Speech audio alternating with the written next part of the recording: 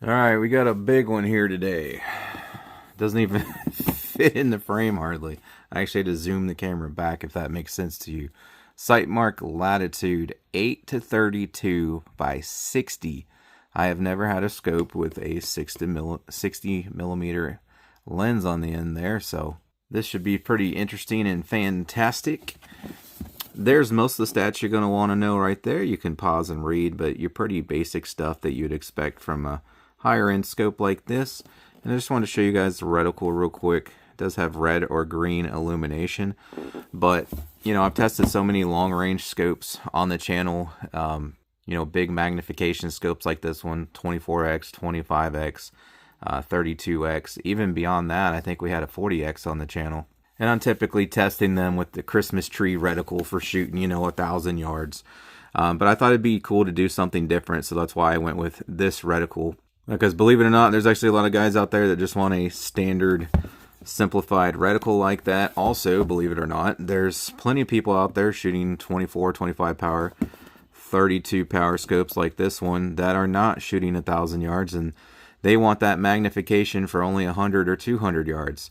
If you're shooting really small targets like little birds or, you know, prairie dogs, gophers, and even the 22 guys, you know, they shoot their groups at 50 yards. They love having a ton of magnification for 50 and 100 yards, close range shots like that, so they can really get really close to that little teeny target. So there's actually plenty of people that don't want the Christmas tree reticle, even on a big boy scope like this. So we went with something different today. I gotta try not to knock the camera over here to show you everything, because this thing's so big by design. And there's some more of the stats there if you want to pause and read any of that. Looks like it comes with a sunshade. So we will do a quick unboxing here, overview, and then take her down to the range, try her out. Stay tuned till the end of the video. I always get some images through the scope of the reticle out in the field to show you guys kind of more of a real world look of what you can expect. So obviously there we got our user's manual. I'm almost 100% sure this is a lifetime warranty, so I absolutely love buying my optics from companies that offer a lifetime warranty. It says, please visit the website for more information. So obviously down in there is our big boy. This is going to be our sunshade here. I'm trying to see if there's anything in there. There's our tool, silica pack. Gotta check under this foam here, see if we got anything hiding down in there from us. So, oh, as I say, there's our battery. The end was open. It just flung out over there on me. I'll have to find it real quick. But it does come with the battery.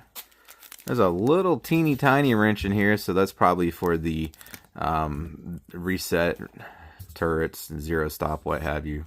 But anyways, there she is there. We got some real nice texturing on the dials and what have you. So there's your diopter. Ooh, that's smooth. Straight out of the box, that's smooth. Usually they're tight at first and then they loosen up, but that was real smooth right out of the box. 8-32 by 60, as you can see there. Anyways, diopter, so you can set it for your own personal eyesight and get a nice clear crisp image. All the way up to 32x there. Let's try that. Oh yeah. Any of you guys that complain about the dials being stiff, you're going to love this one. Super smooth and easy to turn and manipulate right out of the box. Should have a diopter setting here. I'm trying not to knock my camera over. Yep. Our diopter. Parallax. Your parallax setting on the side here. Wow, that's even easier to turn and smooth. These are usually what are really stiff, especially with that small ring. And that is just super easy to turn. Really fine-tuned too. Look at all those different settings for your parallax. So obviously here's going to be our illumination. The battery will go into the cap there. You can see, if I zoom in for you guys, R. So you got different settings of brightness in red. And then you go this way, you can see the G, different brightness settings for green. Again, stay tuned throughout the video and I will show you guys that. You got your marks here so you know how many times you've twisted the cap up or down. Okay, these are not pop-up locking, but it should have a 0 stop. It's probably not set. Yeah, usually they don't come set, but it does have the 0 stop. So once you get her zeroed in, you can crank up for a farther shot, and then you'll spin her all the way back down if you need to make a close range shot real quick again. You just zoop, and it's going to stop right on 0 for you once you have your 0 stop set up there. So you don't really need pop-up locking caps when you have a 0 stop like that, because all you got to do if you want to know if this has been bumped and moved is just look and make sure it's still on 0 there, because obviously they're numbered. And then on the windage one here, sometimes one or the other will lock. Neither of these do, but again, you can set the 0 stop. Nice audible clicks on both.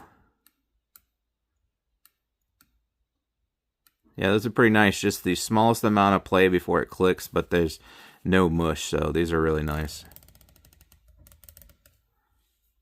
I just want to point out, this thing feels really sturdy, nice, well made. You see how thick that is? It's got like a nice thick body on it. But surprisingly, even though it's nice thick body, it's not that heavy. But look at this sunshade. This is the thickest sunshade I have ever seen. It's a solid hunk of metal, and I'm not complaining. The rest of the scope feels like it's made the same way, and like I said, you can see it on the end here how thick that is. So yeah, somehow it's got a nice thick strong body, but it's not overly heavy considering that. It actually honestly feels kind of lightweight for scopes in similar size. Some of the larger ones I've reviewed have, no joke, 3-pound scopes, and this one's definitely a lot lighter than that. Oh, and real quick before we head down with the range, with it, got some of the rings here for it, so I just wanted to pull those out and show you guys real quick. Pause and read any of that if you want. Obviously we got 34 mil rings here, so some sort of little user's manual there, or maybe a product guide. Got our tool there, and there's those. These are pretty nice and light for how hefty it is. I like these rings. Alright, got her mounted up. Savage axis, 6.5 Creed, 22-inch barrel. And there she is. Looks pretty good up there. So, working on the 0 here, just at 50. I think I got her close, so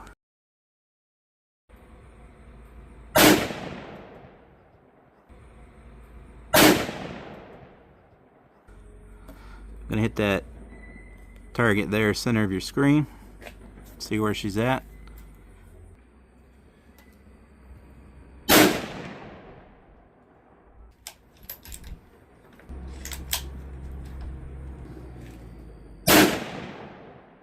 Hard for you guys to see, but they both hit the orange center there, about 1/3 of an inch apart.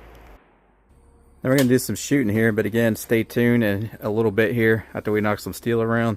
I'm gonna have some images for you guys through the scope, give you kind of a real world view of what it looks like there. I'm just gonna jump right into it here. So down at 300, we have, where am I at here? Whoa, that's 5. Right there. There's a 8-inch plate there. So obviously we're only zeroed for 50. It would be high at 100. We might be close to a 200-yard zero. I haven't chronoed these, so I don't have the exact load data and all that. So we're just hurrying up and guessing here. So I'm going to aim at the top of that plate. And if it drops too low, we'll see it hit under it. If not, we'll hit it. And sorry about the chainsaw noises. They are logging next to us. Did not know that they were doing that.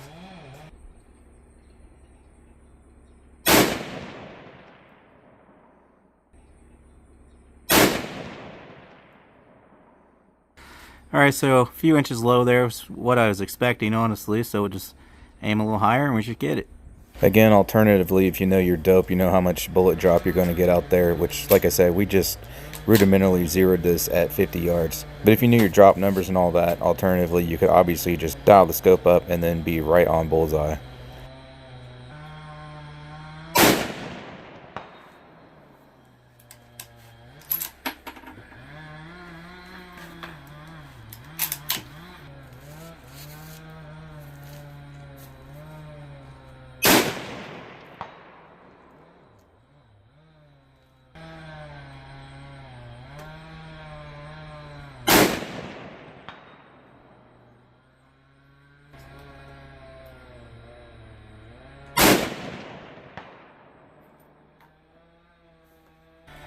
See if I can get one zoomed out for you here. Same little 300-yard target there.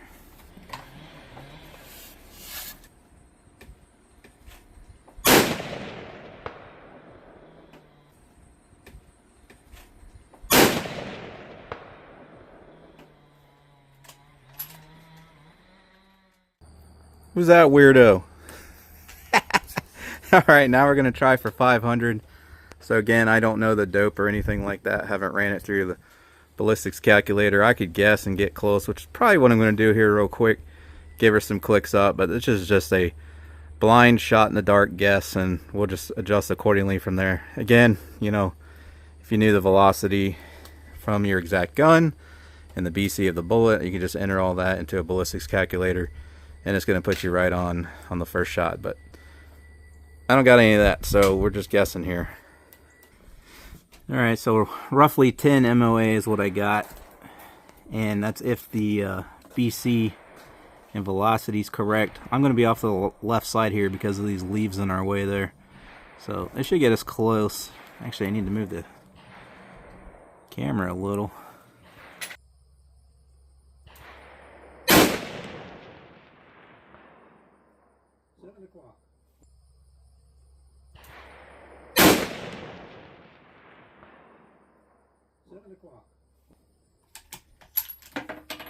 That's pretty good.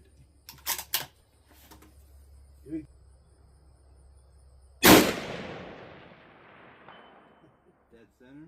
Dead center. For that one, average is, looks like it says 25-13.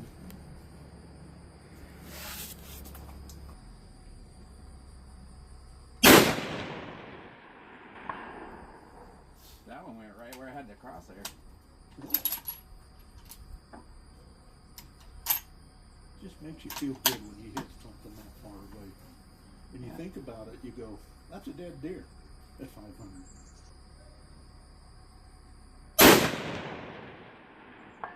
Same damn spot. Same spot. Alright, well, it's perfectly zeroed. Yes, it is. That's like that at 500. Yeah. I don't think you guys can really see it from here.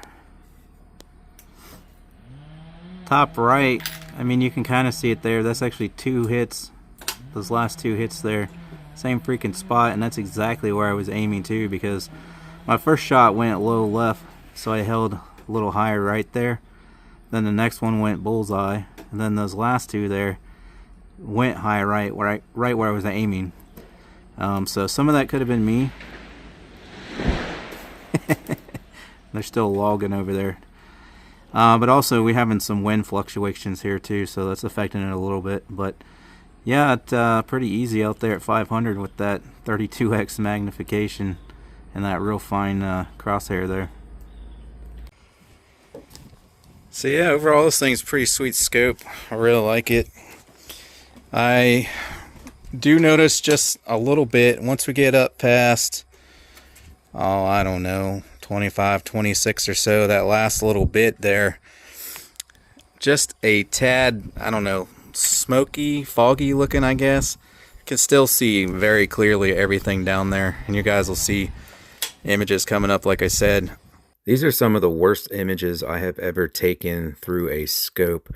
For some reason, the correlation of holding the phone where I had to hold it and trying to zoom through the tube here to take these images, it was very difficult, especially on the higher magnifications. So, you know, the scope is crystal clear and crisp in person, not only the imagery, the surroundings, the reticle. Like I said, only once I get above 25, 26x do I get a little bit of like fogginess, haziness, smokiness, whatever, as I already detailed. But super clear, crisp, sharp otherwise. So these images are just the effect of trying to get the camera to look through the scope, and on this one particularly it wasn't wanting to do it very well, so please keep that in mind. But anyways, here we are down at 50 yards, minimum magnification 8x, and then here I went all the way up to 32x, so you can see those first 2 shots. Here we are 300 yards, minimum magnification 8x, and then halfway up 16x magnification. And then the full 32x, again, it's just the camera making it look terrible there. Then here we are down at 500 yards, 8x magnification, and then 16x magnification. Again, I'm struggling with the camera. And then 32x magnification. And then here, first of all, you see none of that red haziness when you actually look through it with your own actual eye. It's the camera doing that crap. But this was sunset, not dusk. So this was about 5:05 here in Ohio, just a few days ago from when this video will post. I actually just took my deer around this same time just a few days ago, and I did not need any illuminated reticle at that point. I could still see just fine, but this is what the illuminated reticles are for, is for low light conditions. So technically this would be considered kind of low light because it is sunset. So you can start to see it there, no problem. And if it was closer to dusk, obviously the darker it gets, the lower the sun gets, the brighter that's going to appear. And then of course you have different settings, so you can turn it down if it's too bright for you. But that's what these are for. So if it gets too dark out while it's still legal hunting hours, you can flip that on so you can still see the center of your crosshair there as your black crosshairs begin to disappear against the dark background. And then here is the green one, and for some reason the green was not as strong. Usually it's the opposite. Usually green is brighter, but with this scope the red is showing up brighter than the green does. And again, that little green haze on the glass there, that's just from me holding the camera where I had to hold it to get that. When I actually look through it, that is not present. But I do notice, and it's quite common on the higher magnification scopes like that, that you get a little bit of haziness long range with it all the way up. But you know, I could still see a freaking squirrel down there, no problem. So just a little bit, just wanted to make that known because I did notice, and I'm always honest with you guys, but not really an issue at all. Other than that, absolutely clear, crisp everywhere. I did have to play with the diopter a little bit down there at 500 as well, which did improve it some. Improved the haziness above 25-26x. I mean, yeah, as you just saw there, it makes 500-yard shots a breeze. So we're planning to go out 1,000 sometime soon, hopefully, if the weather doesn't turn for the rest of the year. And that's probably what I'll have up on her there if we go out. And I say probably because I move products to get new stuff for the channel, so that'd be the only reason it's not on there when we go out. So I may post a short or something if we get to do that. Overall, pretty nice scope. I do wish that it would remain 100% clear, clarity, all that, with it on full magnification 32x. But like I said, commonplace above 25x to get a little bit of haziness, which we do with this one as well. Really nice crisp turrets, nice fine crosshair, and about the easiest time I've ever had shooting down there 500 yards. Appreciate you watching. I'll see you on the next one.